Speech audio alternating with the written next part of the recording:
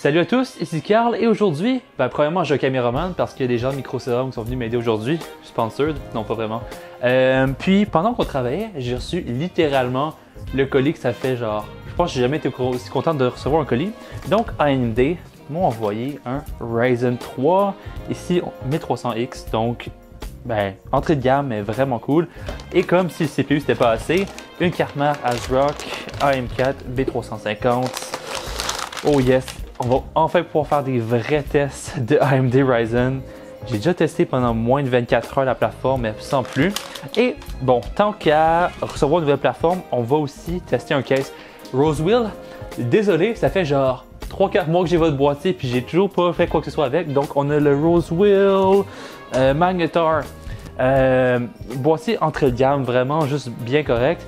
Puis on va premièrement tester Ryzen sur la test bench. Donc, on va démonter la test bench qui est en ce moment en Proxmox avec plein de trucs vraiment bizarres. Puis ensuite, on va monter la config dans le boîtier. Donc, ça risque d'être une vidéo en deux parties. Première partie, les tests. Puis après ça, deuxième partie, on va monter ça dans le boîtier.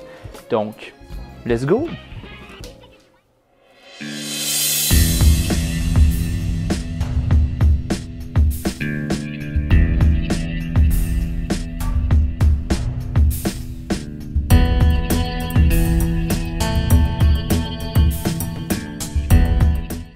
Bon parce que j'ai comme oublié que c'était du AM4 puis que j'ai juste du AM3 Plus sous la main, le 1212 Evo va pas fonctionner. Donc je vais gentiment confier à un de mes collègues de Microserum de remettre ça dans sa boîte, puis on va être pogné à prendre un stock cooler de AMD. Sachant que avec un Ryzen 7, je ferais pas nécessairement ça, mais avec un Ryzen 3, ça consomme pas trop de l'énergie. On a juste un 8 pin, on n'est pas sur du dual 8 pin ou quoi que ce soit. Donc, d'après moi, le stock cooler va temporairement faire. D'ici là, je vais essayer de m'équiper avec un meilleur refroidisseur pour pouvoir embarquer l'overclocking parce que Ryzen devient vraiment magique quand on pousse un peu les fréquences.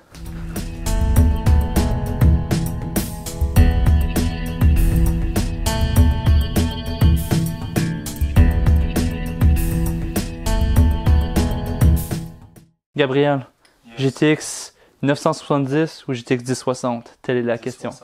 1060, ok. La plus belle, ouais. La plus puissante aussi.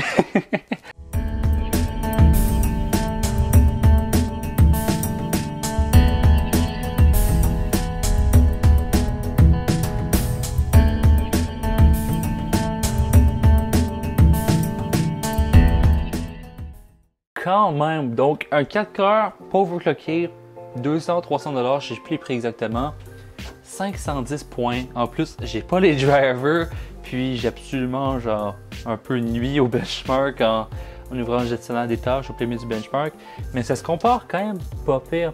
Sachant que le premier vrai processeur, en guillemets, quand je me suis mis à jouer avec les ordinateurs, c'était un i7 3770, fait comme 600 points.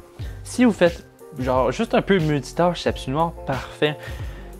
Honnêtement, j'ai hâte de voir, est-ce que la 1060 va être bottleneck par ça? Je sais qu'il y a des tests qui ont déjà été faits en ligne en tant que tel, mais il y a une grosse différence entre faire les tests soi-même et se fier sur ce qui est en ligne, de voir ses propres yeux, c'est vraiment intéressant. C'est vraiment loin de ce que je suis habitué de voir avec mon i7 7700K et mon 5820K, mais pas pire pour le prix qu'on a. Vraiment, je m'enligne pour être vraiment impressionné. Donc, mes premières impressions de vrais tests avec AMD Ryzen, vraiment là, je suis vraiment impressionné. Je pense que ce point-ci, ça va avoir la peine d'aller pousser un peu plus loin, de réinstaller Windows avec les vrais drivers d'AMD parce que là, on a des pilotes de carte mère MSI Z270 sur le Windows. Donc, ce qu'on va faire, c'est arrêter la vidéo pour aujourd'hui. On va tout monter les drivers comme il faut, monter ça dans une prochaine vidéo dans le Rosewheel Magnetar, avec une belle alimentation Be Quiet, une 1060, peut-être un petit SSD si on trouve que ça fait du sens. Puis on va voir qu'est-ce que ça donne. Donc voilà, shout out à Brian et Gabriel de Microserum qui sont là pour assister à la vidéo. Puis on va tester ça, honnêtement. Merci à AMD. Yes! Donc merci d'avoir écouté, like, dislike, à la prochaine. Ciao tout le monde!